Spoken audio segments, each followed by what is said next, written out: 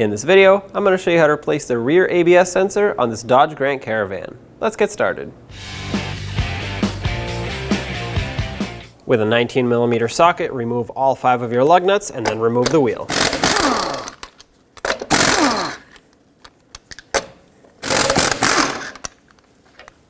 Remove the wheel. Now take these 2 18mm bolts out so we can take the entire caliper and bracket assembly off and to the side. There's one. This one also has a bracket on it. Take that off. Now take the top one off.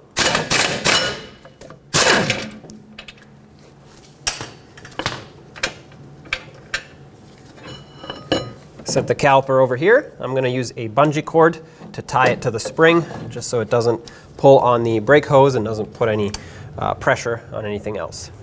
Take your rotor off. If you look underneath the vehicle now, follow the ABS wire from the wheel bearing all the way to where it ends. You'll see right near the tailpipe here, there is a connector with a red locking tab on it, just a 2-wire connector. That is for your ABS wire. I'm going to use a little pocket screwdriver and pry this locking tab out. Sometimes they're a little stuck. You might have to pry them from the inside part here.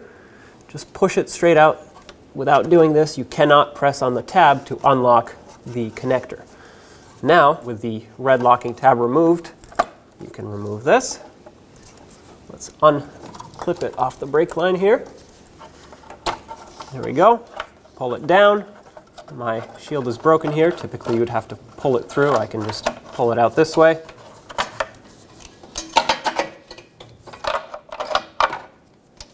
Continue removing the ABS wire from all of its retaining points.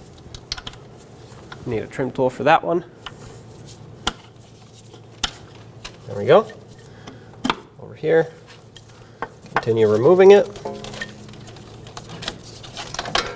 On the back side, use a trim tool and pop it out of the axle beam right here. Now use a 5mm Allen socket and remove this bolt. It's going to be an awkward angle to get to here, so if you have a bit with a bit driver, that's actually better.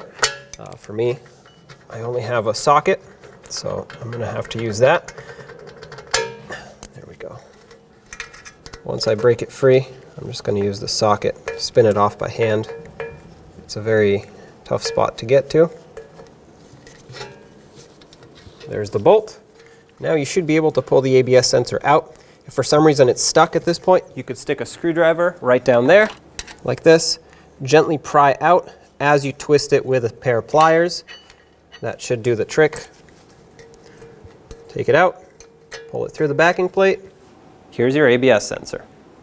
Now feed the ABS sensor through the backing plate. Put a little bit of grease on there, just so it doesn't get stuck in the hub in the future. It should want to slide in and bottom out all the way. Get the bolt situated in here and start it into its threads. There we go. I got it started. Just going to bottom this out all the way. When you tighten this, don't crush it down a lot. As soon as it bottoms out and stops spinning, just give it a tiny bit extra.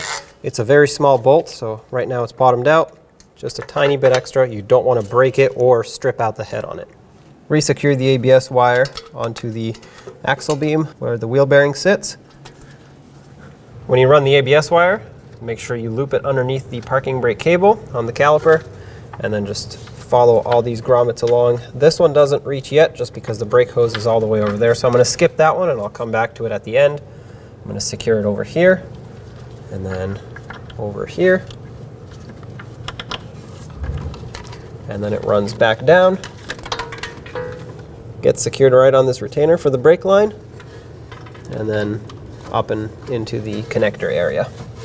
Back underneath, run the ABS wire where it belongs, over this shield. Plug it in, make sure the connector clicks. There we go, I heard it. It was a very quiet click. Lock it down and use this to clip it back onto the brake line. Now let's coat the hub and indices so we can prevent rust from building up in the future.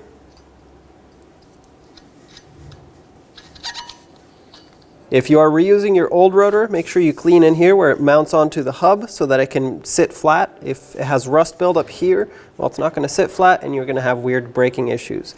Also, I'm going to clean this off once it's mounted, but definitely clean off any greasy handprints. I'm using a new rotor, so I don't have to worry about rust buildup. Set the rotor on the hub. I'm going to use a lug nut to hold it on temporarily, just so that it doesn't move around. Now I'm going to use brake parts cleaner and a clean rag and remove all the greasy fingerprints I put on this. You don't want any oils or grease getting onto your brakes and the backside. Okay, now grab your caliper, slide it over the rotor, and once it lines up, you're going to want to start in these bolts.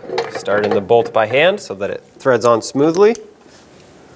And this lower one had the bracket that went underneath it. There we go.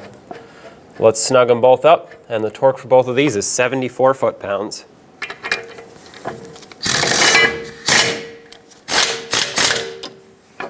Once again, 74 foot-pounds. That's one. And the second one. Let's get the wheel back on. Put on all 5 of your lug nuts, bottom them out, and then we're going to torque them in a cross pattern to 100 foot-pounds.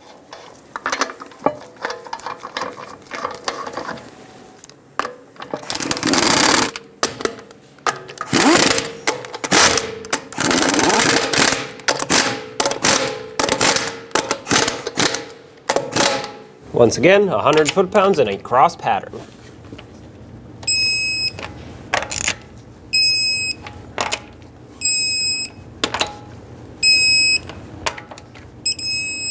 Double check them if you want. Pump up your brakes and take it for a road test. When only the best will do, demand TRQ. The only company that lets you view before you do. TRQ is committed to offering the highest quality aftermarket auto parts that are engineered for peace of mind. Thanks for using and viewing with TRQ.